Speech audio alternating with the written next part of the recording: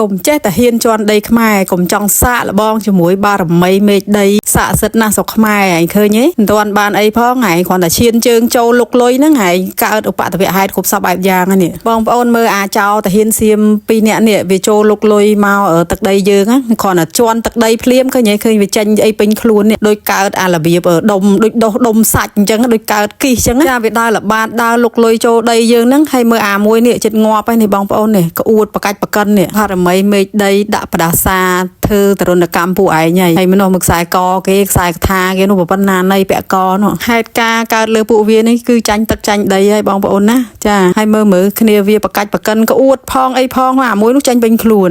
ហែងចេះកុំចេះតែហ៊ានលើដីខ្មែរនៅទៀតពួកឯងស្ទើរណាប៉ុណ្ណឹងតែហ៊ានវានៅគ្រប់អង្គភាពវាហ្នឹងសិតតែមានយ័ន្តមានកខ្សែកថាការពារមានព្រះមានអីហើយមានលោកទៅសោតមុនវិជាការអីកាប់មិនមុតដុតមិនឆេះទៀតឯងចង់សាកចូលស្រុកខ្មែរមើលអាចរបស់ឯងសិរបស់ខ្លាយទេរបស់ខ្មែរបានរបស់ពិតប្រកបហែងលួចចម្លងគ្រប់សពបែបយ៉ាងអញ្ចឹងហើយបានហែងខ្លាចខ្មែរណាស់បារមីដូនតាបុព្វបុរសខ្មែរនឹងកាច់បំបាក់កពួកអស់ឯងហ្នឹងហើយហែងឆ្លៀនពៀនចូលមកហែងកុំភ្លេចថាវិញ្ញាណក្ខន្ធបុព្វបុរសឬមេតបខ្លាំងបកែនៅតែឃុំក្រងការពារទឹកដីខ្មែរជានិច្ចអត់មានឲ្យពួកឯងឆ្លៀនពៀនបានទេពួកអាភ្លើ